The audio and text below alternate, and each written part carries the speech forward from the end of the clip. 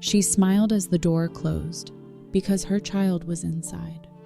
The steel groaned as it locked, a thick mechanical hiss followed by silence so heavy it felt like the world itself stopped breathing. Cold air pressed in from the tunnel behind her, and dust trembled from the frame as her hands slowly let go of the lever. Behind the door, a scream.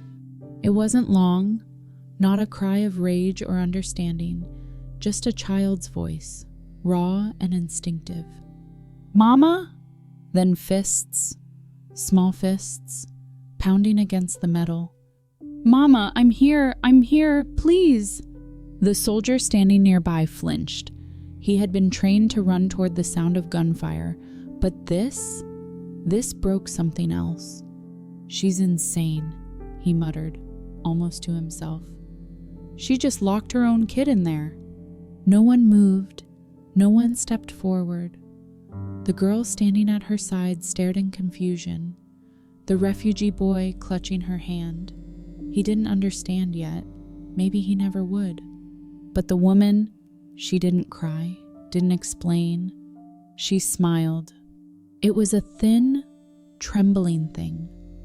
Not relief, not peace, but something quieter, like the last part of herself had settled into place, like pain, when carried long enough, stops looking like pain.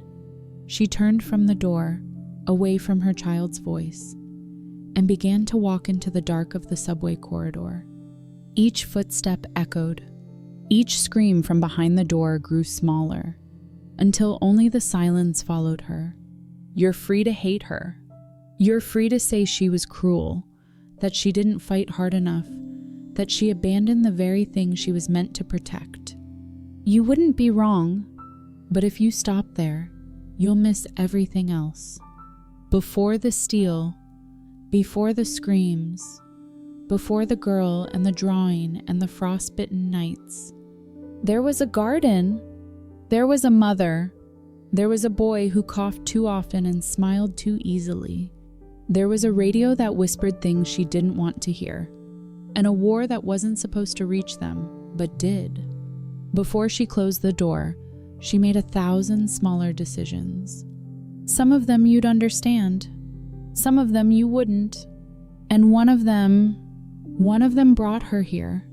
So, judge her if you need to. But first, let me tell you why she smiled. Before the world collapsed, her mornings were always the same. She'd wake up before the sun rose, wrap herself in an old cardigan with a missing button, and step into the backyard where her garden clung to life between cracked concrete. The beans never grew quite right, the tomatoes split too easily, but the mint survived, stubborn and wild, climbing the back fence like it still believed in spring. She wasn't rich, not even close. Their house was small, rented, the paint peeling around the windows, but it was quiet. It was theirs, and in a world already growing strange around the edges, that felt like a blessing. Her son was always still asleep when she came in from the garden, a small boy with hair too long and a cough that had never fully left since last winter. He talked in his dreams, laughed sometimes, asked questions about everything. She gave him the best parts of every meal, peeled apples just the way he liked, broke the crust off toast when his throat was sore. She didn't eat much, said she wasn't hungry, but the truth sat deeper. Food was running thinner each week, prices rising, shelves getting sparse. The old radio kept them company. It crackled more than it sang, but it worked.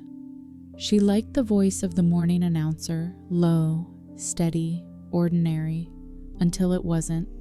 One day, the voice changed. Unconfirmed reports of conflict along the northern corridor. A few days later, state of emergency declared in 3 sectors. Civilian movement restricted. Then came the silence. No more weather, no more music, just static. She still went into town, still tried to find paracetamol for his fever, which had crept back in quiet waves. But pharmacies were closing. Markets had lines stretching for blocks. One afternoon, she waited 3 hours for powdered milk. When she finally reached the counter, someone shoved her from behind. The bag tore, the box fell, a hand snatched it before she could get up. She bled into her sleeve the whole walk home. That night, her son asked why she was limping. She smiled and said she was just tired. But inside, something had already begun to unravel. Later that same night, a knock came at the door. 2 children stood outside, a girl, barely 12, holding the hand of a younger boy who could barely keep his eyes open. We lost them," the girl whispered. "Please." The mother didn't hesitate. She brought them in, fed them the last boiled egg, gave the boy her own pillow, sat up most of the night making sure he was still breathing. Her son asked who they were. She looked at him and said, "Just for tonight, they need us." But even as she said it, she knew nothing about the world was just for tonight anymore. The days that followed blurred, 4 people living in a house that had only ever held 2. The girl never gave her name. Not really. If she had one, she'd lost it along the road. She answered only when spoken to and flinched at every sudden sound. Her younger brother, though barely more than 5, never let go of her hand. He coughed through the nights, sharp and rattling, like his lungs were made of paper. The mother wrapped him in every blanket they had, gave him warm water laced with crushed mint. And her son? He just watched, quiet, wide-eyed. There was no space for resentment, not yet. She tried to keep things normal, turned on the radio every morning, let the warmth of habit fight back the growing silence outside. But the stations were gone now. Static hissed through the speakers like a warning no one could translate. One afternoon, she found the girl standing at the kitchen table, sketching on a scrap of cardboard with a pencil no longer than her thumb. The drawing was simple: 2 children sitting in a garden, a woman kneeling between them, smiling. She didn't ask if it was supposed to be her. That same evening, someone knocked again. This time it wasn't a child. It was a soldier, young, maybe 20, dusty uniform, eyes too wide, polite in a way that felt rehearsed. He asked for water. She gave it to him. He didn't drink it. "There's a shelter," he said. "Below the old subway. They're letting in civilians. For now." She asked if it was safe. His voice cracked. "No place is safe." He left without finishing the glass. That night, the mother sat on the floor beside her son's bed, packing slowly, a sweater, a small can of beans, 2 spoons. She wrapped a scarf around her child's neck and whispered his name over and over, like it was a spell. Then she did something she had never done before. She took a black marker and wrote his name on the collar of his shirt. "Why are you doing that?" he asked. She smiled and kissed his forehead. "So no one ever forgets who you are." They left before sunrise. The streets were already fractured, glass across the pavement, doors hanging open like broken mouths. The girl carried her brother. The mother carried silence. As they passed the corner near the old bakery, an armored truck thundered by, soldiers shouting, someone screaming in the distance. Her son grabbed her hand, terrified. She didn't look back at the house. Not fully, but in the reflection of a store window, she saw it one last time. Her garden, her home, her other life, already part of the past. The tunnel swallowed the light. It was hidden beneath what used to be a shopping center, its glass long shattered. Metal beams bent like bones cracked in haste. The soldiers' directions had been vague, but accurate. Down 2 flights of stairs, through a broken turnstile, past a ticket booth overgrown with mildew and silence. They weren't alone. Dozens of others had found the place. Mothers, fathers, widows, orphans. Silent-eyed strangers who'd traded everything they knew for the chance to stay alive underground. Flashlights flickered like fireflies, casting shadows on the damp walls. Someone had hung lanterns filled with kerosene and prayer. The air stank of wet concrete and fear. A nurse greeted them at the entrance, older, stern, tired beyond her years. She didn't smile. 1 ration per day, water's boiled, stay quiet, keep to your space, don't ask for more than your share. The mother nodded. No one asked her name. She found a corner near a rusted maintenance hatch, laid down her coat, and placed her son against it. He had been quiet for hours now, not asleep, just quiet. The kind of stillness that scared her more than anything else. The girl sat beside her, holding her brother close. The mother unzipped her bag, half a loaf, 2 spoons, a bottle of iodine, and a scarf. She tore the loaf into 4 pieces, gave 1 to each child, ate none herself. That night, she didn't sleep. The tunnel made it hard to tell time, but she knew the hours were passing by the coughs. Her son's chest heaved in short, dry bursts. She pressed a damp cloth to his head, rubbed circles into his back. She whispered a story about mint leaves and a worm she once pulled from a tomato. He didn't laugh.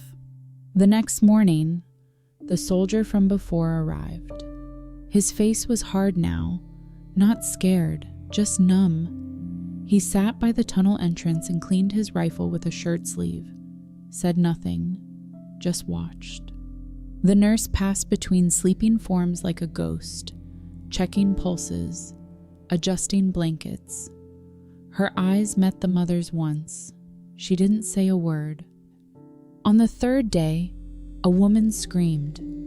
Her daughter, barely 8, had died in the night, curled beside her, frozen, lips blue, hands clutched around her stomach. Someone said they had seen another woman take her blanket the night before. Voices rose, accusations. One man swung a rusted flashlight. Another shouted that the food was being hoarded. The soldier stepped in, gun pointed down but steady. "Stop," he said. They did, but only out loud. Inside, something had already broken. The tunnel became colder, smaller, less human. The mother had stopped eating. Not all at once, but gradually. A bite here, a sip there. She gave her full portion to her son, sometimes pretending she'd already eaten when the others weren't watching. Her stomach ached at night, but her hands shook worse when she saw him shivering. That pain, hunger, was something she could carry. His fever, his thinness, the way his voice grew smaller each day, those things she couldn't take from him. The others noticed. Not everyone said anything, but their glances lingered longer when she walked past. They saw the way she pressed her fingers against his back each morning, checking for warmth. They saw the small smiles he gave her when he took the last of her bread. They began to whisper, "She gets more than the rest of us. She's hiding something. She's feeding him while we starve." The mother heard them. Of course she did. But what could she say? That her son was slipping away? And these scraps of crust, this half sip of water, was all she could do to slow it down? She didn't try to defend herself. She just gave more, smiled less. The nurse eventually pulled her aside. "You need to eat," she said, not unkindly, but firmly. "You won't help him by dying." The mother met her eyes. "He needs more than I do." "He won't last either way," the nurse replied, softer now. "You know that, don't you?" The mother didn't answer. On the 6th day, something shifted. A boy from the opposite corner found a loaf beneath one of the benches. Not fresh, mold on one edge, but edible. The bunker went quiet. "Who gets it?" someone asked. The nurse stepped forward, trying to take control, but the tension was already spreading, like a lit match tossed into dry hay. "Give it to the girl," someone said. "The little one. She's skin and bones." "What about the mother's boy?" another muttered. "He's not moving anymore. They've already had enough." The soldier stood but didn't interfere. The mother stepped forward. Everyone turned. She looked at the loaf, then at the girl holding her brother, his eyes sunken, lips cracked, hands too small for the cold. She reached for the bread, then walked over and knelt beside the refugee children. She placed the loaf, whole, in the boy's lap. The girl didn't say thank you, just blinked once, then tore it in half and gave it to her brother. The mother returned to her spot. Her son looked at her with wide, confused eyes. "You didn't eat." She smiled softly, brushed hair from his forehead. "No, love," she whispered. "I'm full." Voiceover. I hated myself for doing the right thing, because the right thing didn't save my son. The fever came back. It started small, just a heat behind his ears, a red flush across his cheeks, but by the end of the 2nd day, he could barely keep his eyes open. His breath whistled when he exhaled, each inhale sounding like it might be the last. The mother soaked pieces of cloth in the cold tunnel water and placed them on his skin. His body twitched sometimes, as if rejecting the world. Other times, he just lay still, far too still. She stopped sleeping entirely. Her mind ran in loops. Was there any medicine left? Had she missed a hidden bottle, a packet, a spoonful of syrup someone had tucked away in guilt or greed? Should she have fought harder for that last loaf? Should she have given it to him? But what if it hadn't mattered? What if nothing she did ever really did? She began to unravel in silence, quietly, methodically.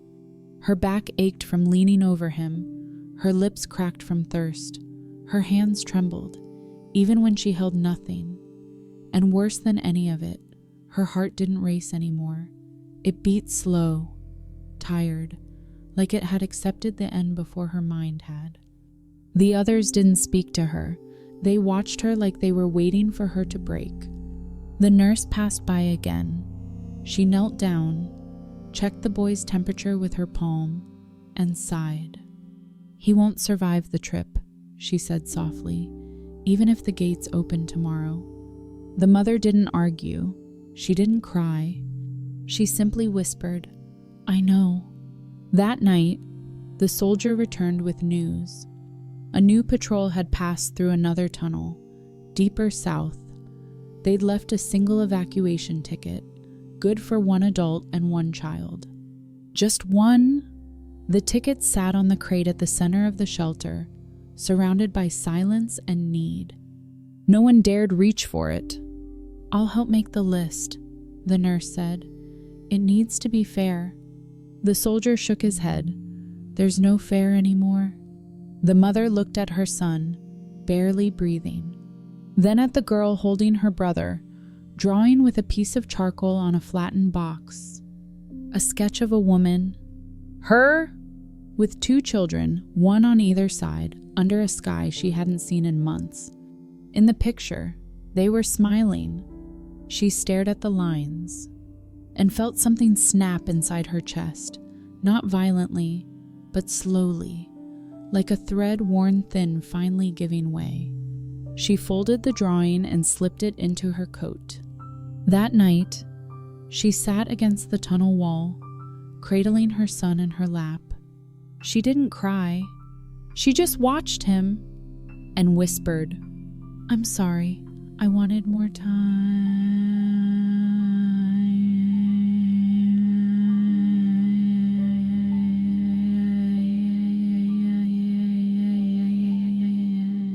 She didn't sleep that night, not even for a minute. The lantern above her sputtered. Shadows crawled along the curved concrete walls of the tunnel like echoes of people who had already gone. Her son's breathing rasped beside her, shallow and slow. She counted every inhale, held her breath between each one. She watched the others sleep, what passed for sleep now, curled in corners, arms around whatever they hadn't lost. The soldier sat with his back to the wall, eyes half open, rifle across his lap. The nurse had finally collapsed on a pile of cloth, her coat draped over her knees like surrender. The girl and her brother huddled together, sharing body heat beneath a sheet that was too thin to mean anything. The tickets still sat on the crate in the center. One child, one adult. The mother stood, quietly, so quietly that not even the soldier noticed. She walked across the tunnel and picked it up. It felt heavier than paper should. She returned to her space, crouched beside the girl's coat, and slipped the ticket into the inner lining. She ran her fingers across the stitching, whispering a prayer she didn't believe in anymore. The same prayer she used to murmur when her son was a baby and cried through the night. Please just let him live. Except this time, it wasn't for him. It was for someone else. When dawn crept into the tunnel, if it could still be called dawn, the evacuation team arrived. 2 soldiers, masks. One of them barked orders. Show the ticket. You've got 5 minutes. The girl woke to find it folded into her coat. She looked at the mother, confused, holding the paper like it might be a mistake. The mother smiled. The refugee boy looked to her for confirmation, and she nodded once.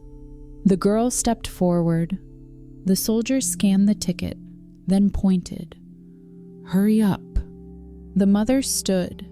She wrapped a scarf around her son's neck, kissed his forehead, brushed his hair back, then knelt and whispered, so softly only he could hear. Forgive me. She stood and walked the girl and the boy to the steel gate. The soldiers didn't question her, didn't look twice. Maybe they'd seen too many mothers by then. Maybe they were tired of asking. As the gate began to slide shut, the girl turned back. I don't understand, she said. You don't have to, the mother whispered. Then she turned and walked back toward the tunnel. Her steps were slow, measured, each one heavier than the last. She reached the door, closed it behind her, and from the outside, she locked it. The bolt screamed into place like judgment. Behind it, her son's voice returned. Mama? She didn't answer. She stood in silence, let the sound wash over her, and she smiled, not because it didn't hurt, but because she had finally done something that couldn't be undone.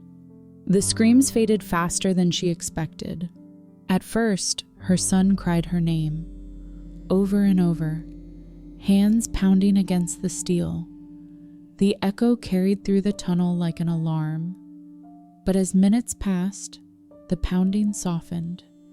The voice grew smaller, until the only sound left was silence, and her own breath catching like a thread pulled too tight. She stood with her back to the door, motionless. The soldier stared at her from the far end of the corridor. He didn't move either. He didn't raise his weapon. He didn't yell, just watched her like he was trying to make sense of something too large for language. You left your child, he said finally, not with anger, just disbelief, like he couldn't believe his mouth had spoken the words. She didn't correct him. She didn't say, no, I gave him a chance. She didn't say, he was already leaving me. She didn't say anything at all. She simply nodded and walked past him, past the crates, past the others too stunned to speak. She climbed the stairs alone, The air above the tunnel was colder than she remembered, sharper, as if the wind itself knew what she had done and meant to punish her.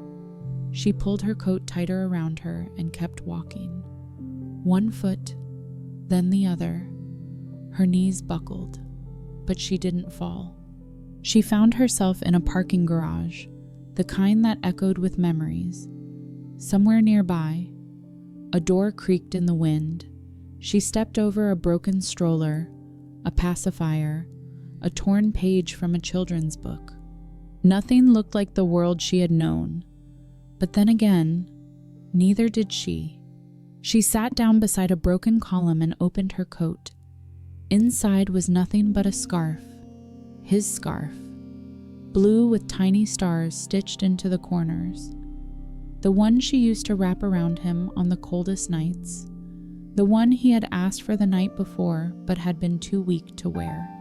She pressed it to her face and finally cried, but not the loud, heaving sobs of grief.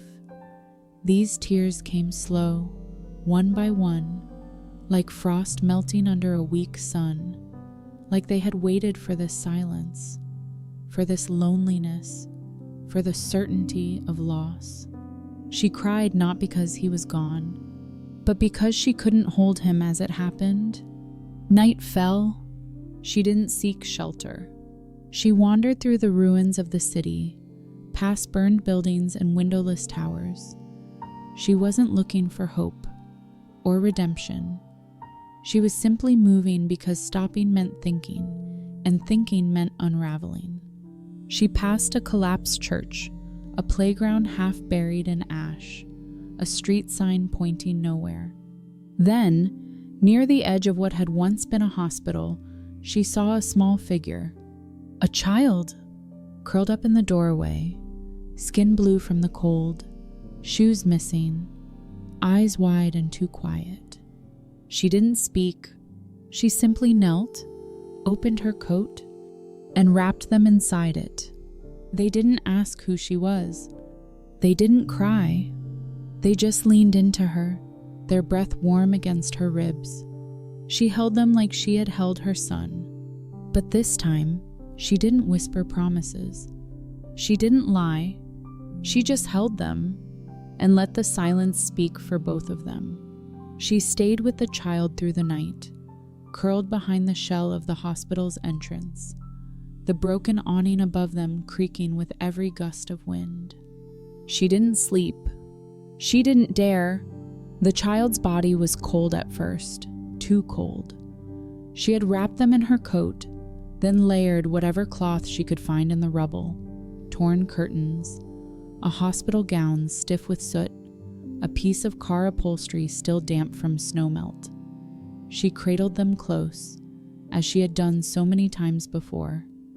But this time, she made no promises, no whispered stories, no prayers. This wasn't the same as mothering. This was remembering how, by morning, the child stirred.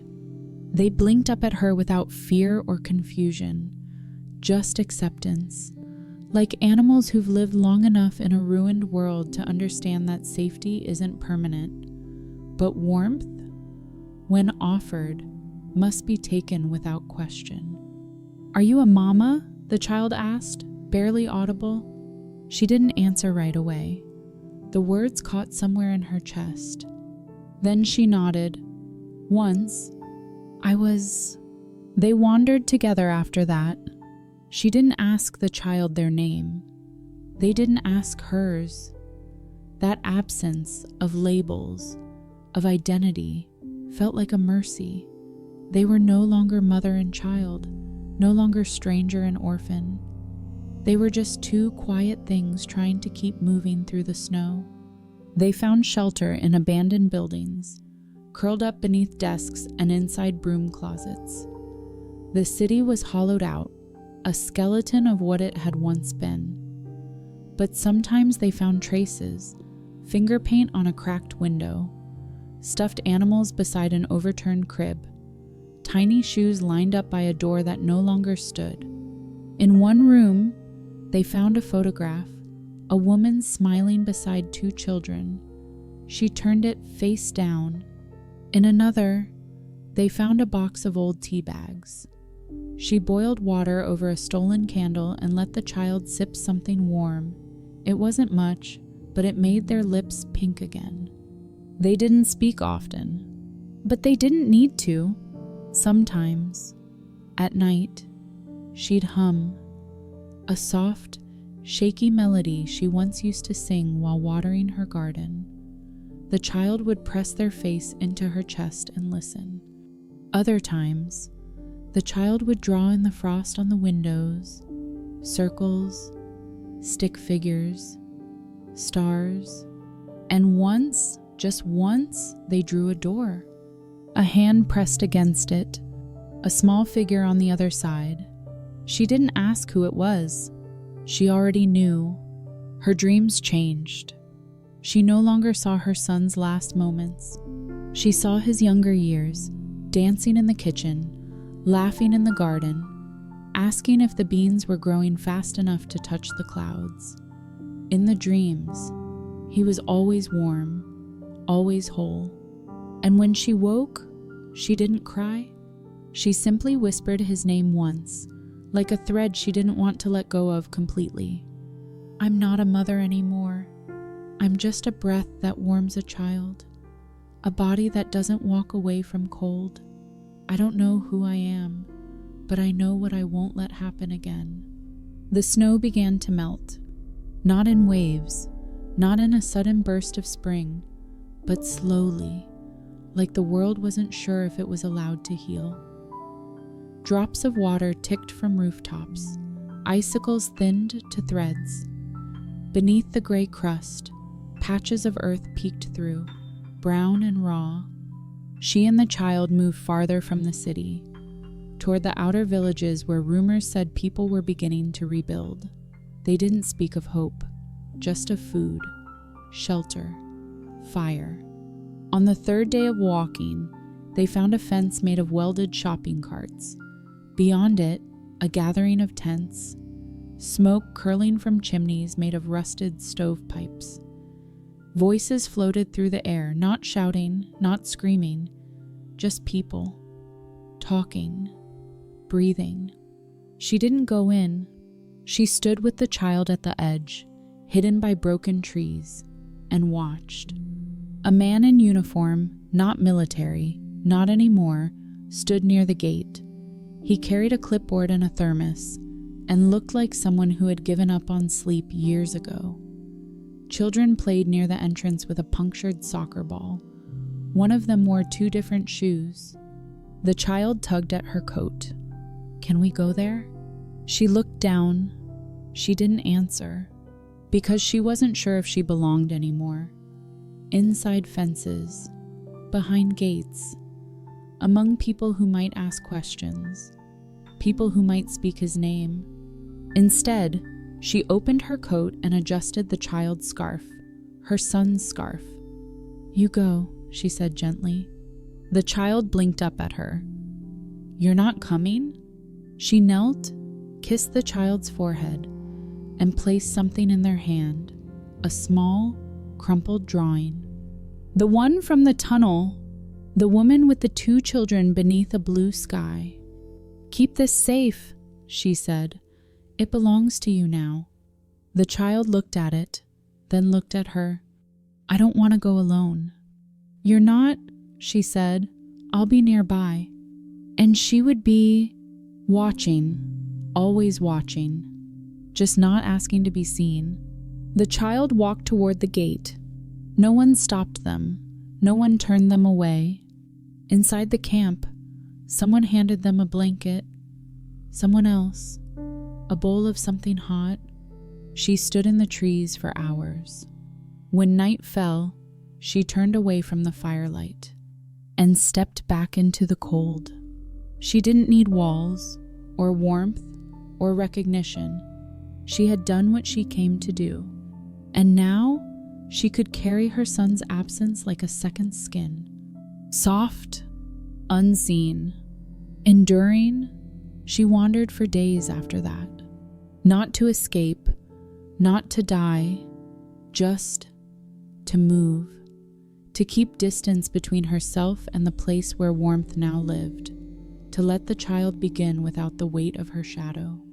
She crossed frozen rivers, walked the empty rail lines, moved through towns that had been reduced to ash and structure.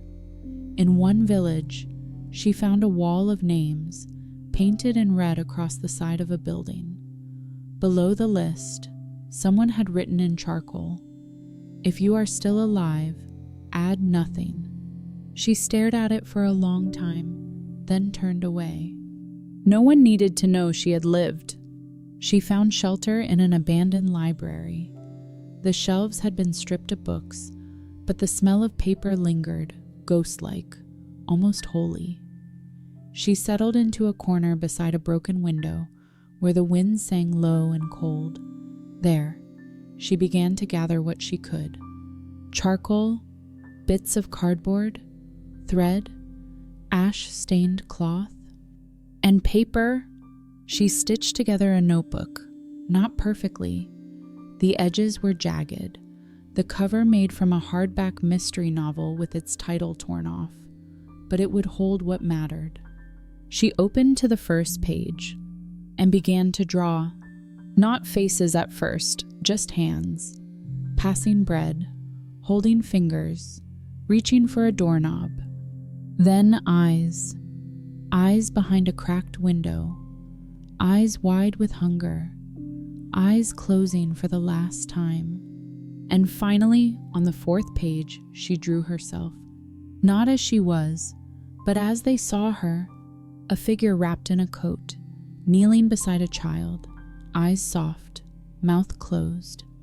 The woman they remembered, not the woman who locked the door.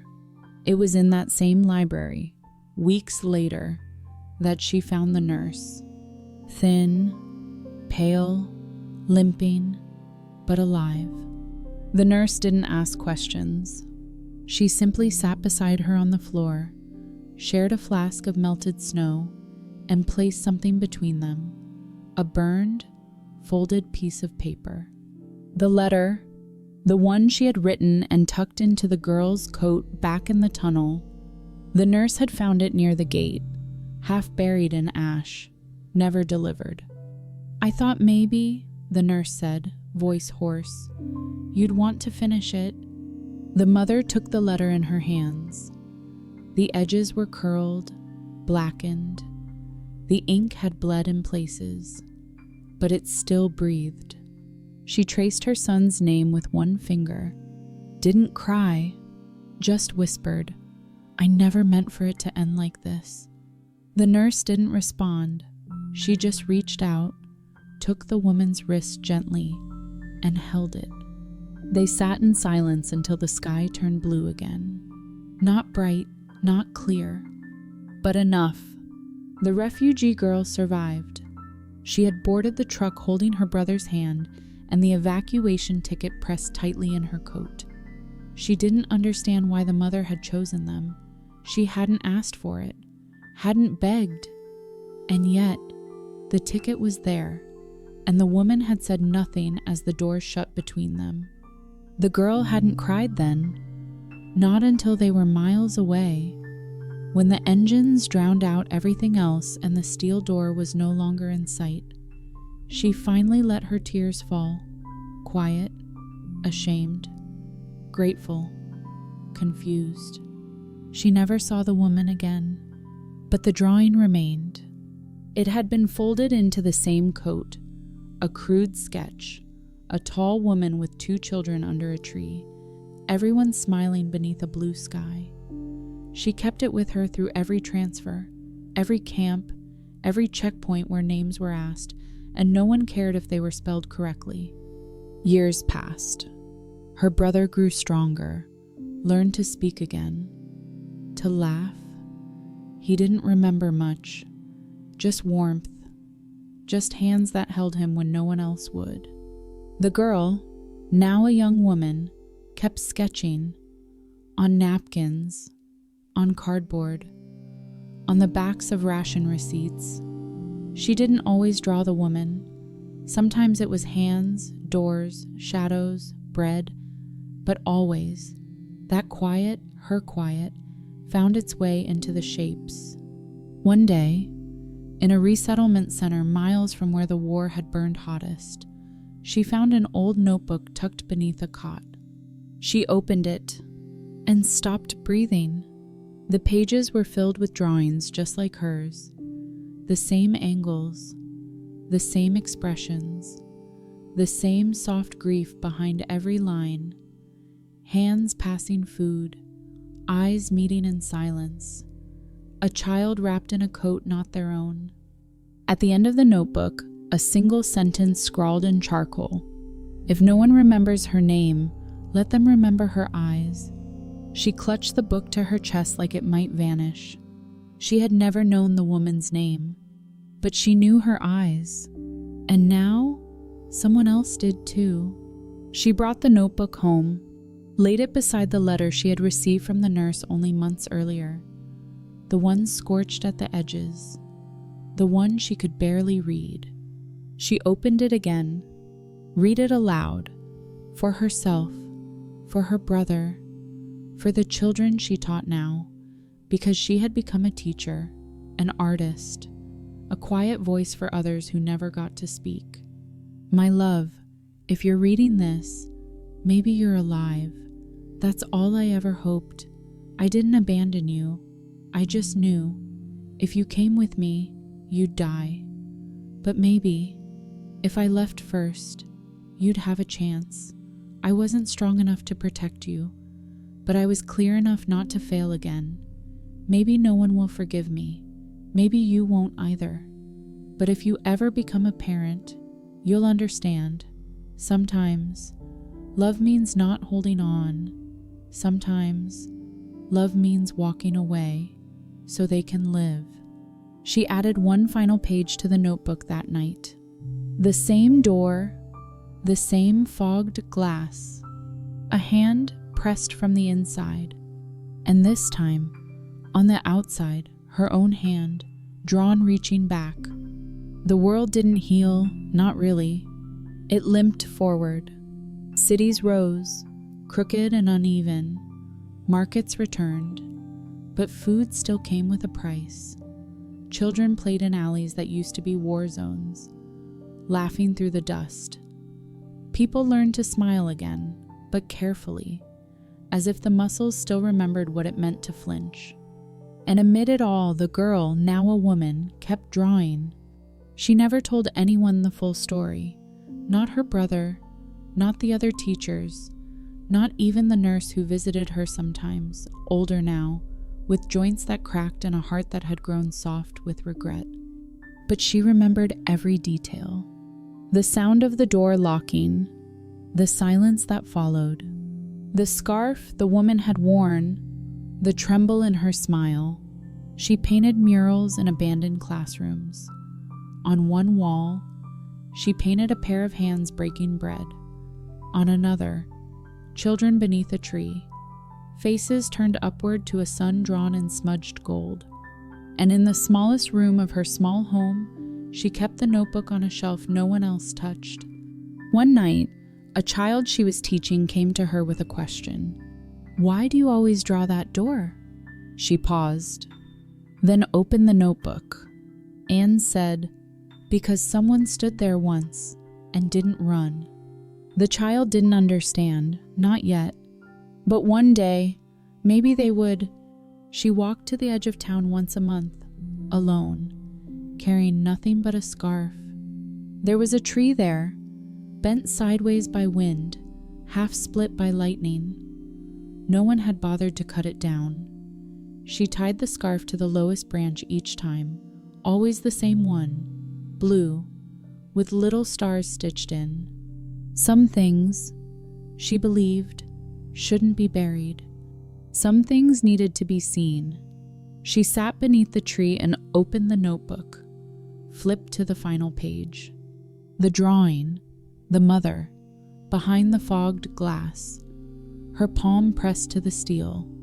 On this version, the woman had drawn a second hand, smaller, reaching toward hers from the other side. "I hope," she whispered, "that you knew what you did mattered." The wind blew. The scarf danced once, just once, like it had heard her. She didn't save the world. She didn't live to explain herself. She never became a name carved into stone. But someone remembered her eyes. And in a world that had forgotten almost everything, that was enough. The scarf faded with time. Seasons turned, slowly. The wind tore pieces of it loose. Thread by thread, it frayed at the corners, darkened with dust and weather.